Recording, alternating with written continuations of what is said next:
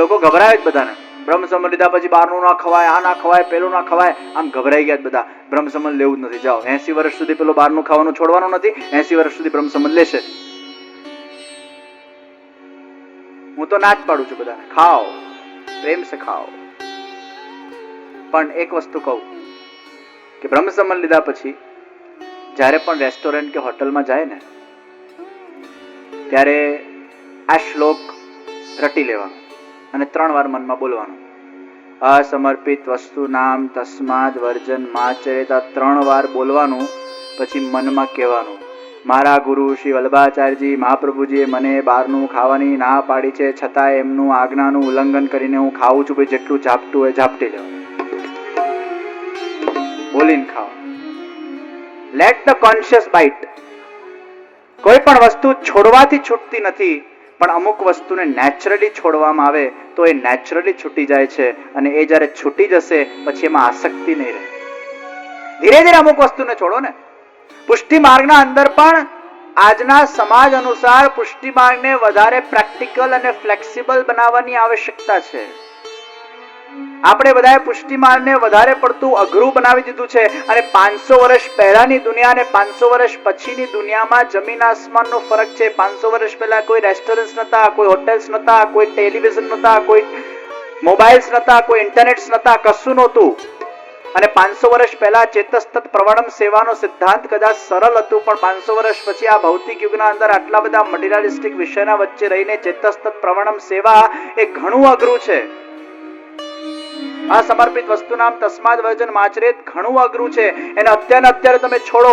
આવા કહેનારા લોકો ઘણા છે, પણ એ બધા જડ સિદ્ધાંતવાદી છે. સિદ્ધાંતોની સૂક્ષ્મતાને નથી સમજતા, સિદ્ધાંતોને જડતાથી લે છે. પહેલા ધોરણના છોકરાને તમે કોલેજનો કોર્સ આપશો, એ ક્યાંથી હજમ કરવાનો? 500 વર્ષ પહેલા ફ્રીજ હતા? 500 વર્ષ પહેલા આ બધું હતું ખરું? 500 વર્ષ પહેલા ગુસાઈજી ઘોડા પર, અમારે ઘોડા પર જવાનું? અલા પણ એ વખતે ઘોડો હતો. અમુક લોકો મહાપ્રભુજી આવું કીધું છે ને, અલા પણ એ કયા તત્વથી કીધું છે? આજે પહેલાના જમાનામાં ફ્રીજ નતા, તો પ્રણાલિકામાં એવું ક્યાંથી લખેલું આવે કે ઠાકોરજીને આઈસ્ક્રીમ ધરાય કે ન ધરાય?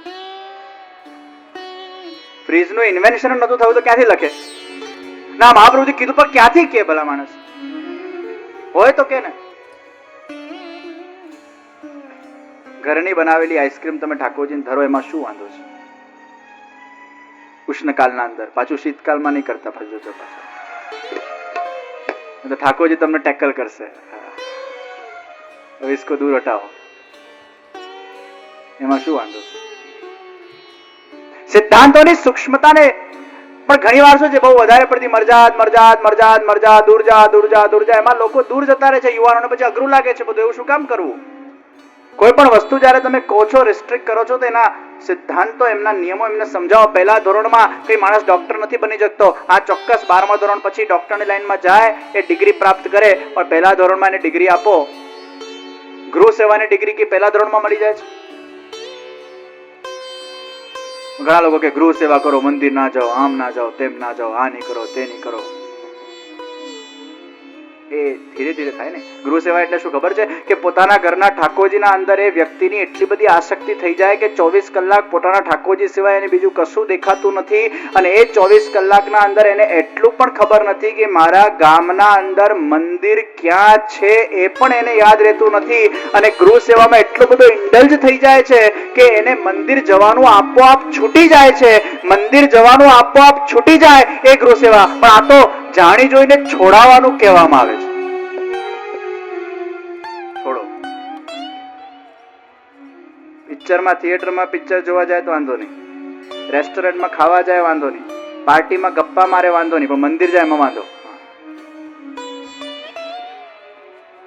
પુષ્ટિ માર્ગને લોકોએ જડ બનાવી દીધું છે, સૂક્ષ્મતાને સમજતા નથી. એકવાર એક સંત હતા, અને જ્યારે પ્રવચન કરે ને ત્યારે વચ્ચેથી આમ બિલાડી જાય, આમ જાય પાછી આવે, આમ જાય પાછી આવે. હવે મારા વચ્ચે તમે અવર જવર કરો, મારો કેવો ડિસ્ટર્બન્સ થાય. પછી મારે કેવું પડે, આને બાંધો અહીં. સંતના વચ્ચેથી બિલાડી જાય એટલે હવે સંત, અને રોજનું થયું ભાઈ, રોજનું થાય પછી કંટાળે ને કોઈ પણ, એટલે સંતે કીધું આ બિલાડીને એક જગ્યાએ બાંધો. બંધાઈ ગઈ. રોજ બિલાડી સાંભળવા આવતી, સંતના આવતા પેલા બિલાડી આવી જાય. ખબર નહીં ભગવતીય જીવ હશે. બિલાડી બંધાઈ. 1 મહિના, 2 મહિના, 1 વર્ષ, 2 વર્ષ, 3 વર્ષ, 4, 5 વર્ષ સુધી ચાલ્યું. બિલાડી બંધાય, પ્રવચન થાય. સંતે પહોંચી ગયા, બિલાડી પહોંચી ગઈ. ચોપડે લખાયું, ફલાણા ફલાણા સંતે બિલાડી બાંધીને પ્રવચન કરતા. એમની પરંપરામાં અમુક વર્ષો પછી બીજા સંત આવ્યા, બેઠા, ચોપડી ખોલી, શિષ્ય પર ગુસ્સે થયા. તમને ખબર નથી આપણા સિદ્ધાંતો શું છે? તમને ખબર નથી આપણા લો શું છે? કોઈ પણ સંત આ પરંપરાના અંદર જ્યારે પ્રવચન કરવા આવે, સૌથી પહેલા બિલાડી બંધાવી જોઈએ, પછી જ પ્રવચન થાય. નવી બિલાડી લાવ્યા, ગોતીને માણ બાંધીને પ્રવચન ચાલુ કર્યું. પુષ્ટિ માર્ગના અંદર પણ આપણે આવી ઘણી બધી સિદ્ધાંતોની બિલાડીઓ બાંધીએ છીએ, જેમાં ઘણીવાર કોઈ લોજિક્સ હોતા નથી. એ સિદ્ધાંતો મહાપ્રભુજીના નહીં, આપણા દ્વારા ઉભા કરેલા હોય છે. મહાપ્રભુજીના પ્રત્યેક સિદ્ધાંત સચોટ છે. એનું અર્થઘટન, એનું ઇન્ટરપ્રિટેશન, એ વખતે કયા જીવો માટે એ બધી વાતો કહેવાયેલી હતી અને અત્યારે કયા જીવો તમારા સામે છે. કોલેજના કોર્સિસ પહેલા ધોરણવાળાને ન અપાય, પણ એનો અર્થ એ નથી કે કોલેજનો કોર્સ ખોટો છે, સાચો જ છે, પણ એ કોલેજમાં આવે ત્યારે અપાય ને બધા માણસ. ઇન્ટરપ્રિટેશન ખોટું થયું છે આજના સમાજમાં, અને આ ખોટા ઇન્ટરપ્રિટેશનના કારણે કન્ફ્યુઝનમાં કોણ આવે છે? આપણા છોકરાઓ. અને આખી નવી જનરેશનને આપણે પુષ્ટિ માર્ગથી વિમુખ કરી રહ્યા છીએ. पुष्टि मार्ग को फ्लेक्सिबल, सहज और प्रैक्टिकल बनाने की आवश्यकता है. तो આજના યુવાનો એ પુષ્ટિ માર્ગમાં પ્રેક્ટિકલી આગળ વધીને પોતાના જીવનને યોગ્ય માર્ગ પર લઈ જઈ શકશે. સરળ બનાવવાની જરૂર છે, અઘરું નહીં. સેવા સંતોષજનિકા, ગુસાઈજી કીધું, આપણી સેવાથી આપણા પ્રભુને સંતોષ થાય, ये सेवा का सिद्धांत है. सुख અને શુદ્ધતા. અનેક જીવો ઉપર ગુસાઈજી શરણે લેતા ગયા અને અનેક જીવો પર શ્રીનાથજી કૃપા કરતા ગયા. એટલા બધા ગ્વાલ ગ્વાલિણીઓ પર શ્રીનાથજીની કૃપા થઈ છે. હવે શ્રીનાથજી બાવાને એક દિવસ ઈચ્છા થઈ કે અનેક વ્રજ ભક્તો ઉપર તો મેં કૃપા કરી, પણ હવે કૃપા કરવાનો સમય એ અમારા વલ્લભકુલ પરિવાર પર કરવાનો આવ્યો છે. શ્રીનાથજી વિચારે છે, મેં બધા વૈષ્ણવ પર તો કૃપા કરી, વ્રજભક્તો પર કૃપા કરી, પણ હવે મારી ઈચ્છા છે કે હું કૃપા કોના પર કરું? વલ્લભકુલ પર કરું. એ વખતે ગુસાઈજી પ્રવાસ દરમિયાન મથુરામાં પોતાનો બહુ સુંદર ઘર બનાવેલું, અને એ ઘરનું નામ હતું સતઘરા. આજે પણ તમે મથુરા જાઓ એ જોઈ શકાય. એ સતઘરા સુંદર બન્યું છે, અને સાતે લાલજી એક સાથે સતઘરામાં રહે છે. આ બાજુ શ્રીનાથજી બાવાની એ વખતે સેવા શ્રી ગુસાઈજીના જ્યેષ્ઠ લાલજી શ્રી ગિરધરજી કરી રહ્યા છે. ખૂબ સુંદર રીતે શ્રીનાથજી બાવાને લાડ લડાવે. અને ગિરધરજીને અમારા શ્રીનાથજી શું કહેતા? ગોવર્ધન. શું કહેતા?